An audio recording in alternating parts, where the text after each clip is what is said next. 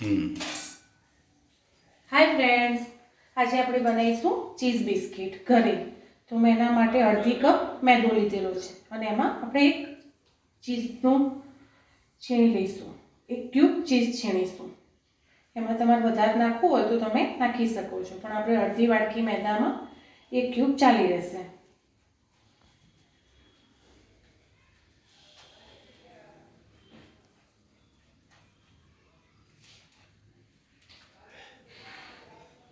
અને અંદર સ્વાદ અનુસાર મીઠું એડ કરીશું અને થોડું ઓઇલ એડ કરીશું મોયણ માટે.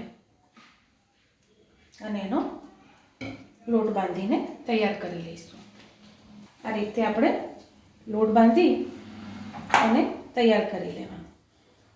હવે એને આપણે હાથથી થોડો મસળી લઈશું અને પછી 10 મિનિટ માટે રેસ્ટ આપી દઈશું અને પછી એના બિસ્કિટ બનાવીશું. 10 મિનિટ આપણે રેસ્ટ થઈ ગયો છે. હવે લોટ થોડો આપણે હાથેથી મસળી લેવાનો અને એને લીસો બનાવી દેવાનો. એમાંથી પછી એક આપણે નાનો લોયો લઈ લઈશું અને એને સહેજ અટુમણવાળું કરી લેવાનું, એટલે ઇઝીલી ઓરસિયા ઉપરથી ઉખડી જાય. આ રીતે એને પતળું વણી લેવાનું.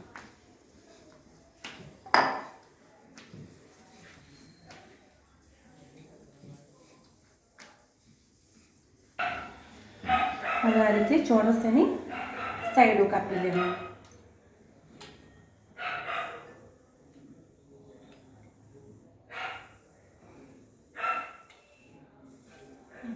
ચોરસ શેપ તૈયાર છે. પછી આ રીતે ઝીણા ઝીણા કાપા કરી એને બિસ્કિટનું શેપ આપી દેવાનું.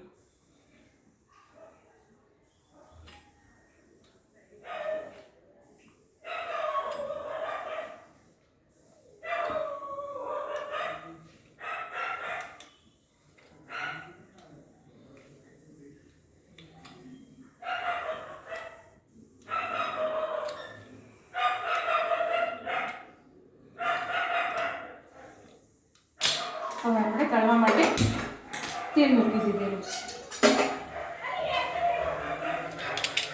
તેલ ગરમ થાય એટલે આ રીતે તવેથાથી ઉખાડી મસ્ત અને તળી લેવાના ધીમા તાપે, આછા ગુલાબી રંગના થાય ત્યાં સુધી. આ છે આપણા ચીઝી બિસ્કિટ. હવે આ રીતે આપણે તેલમાં એડ કરીશું. તેલ બહુ ફૂલ આવવા નહીં દેવાનું, માપનું ગરમ થઈ જાય એટલે આ બિસ્કિટ અંદર એડ કરી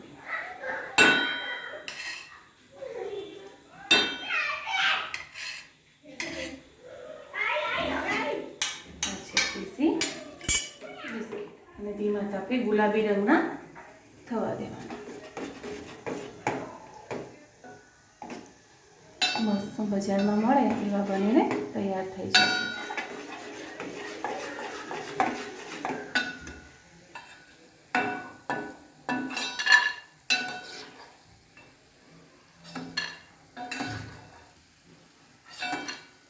આ છે આમાં તમે હાફ મેદો અને હાફ ઘઉંનો લોટ બી લઈ શકો છો, છોકરાઓ માટે બનાવતા હોય.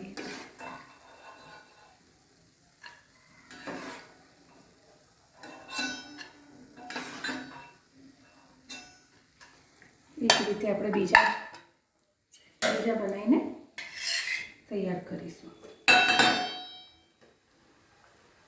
બનાવેલા મેદાના લોટના ચીઝી બિસ્કિટ કિડ્સ માટે તમે જરૂરથી બનાવજો.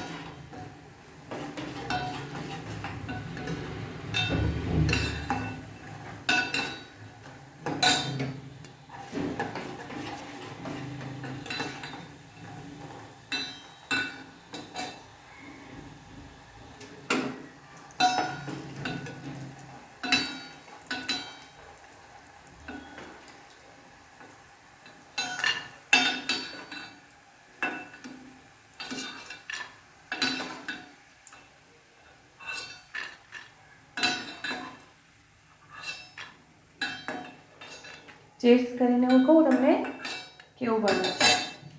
જો છે ને ચીઝી. બાય ફ્રેન્ડ, બહુ જ મસ્ત બન્યા છે.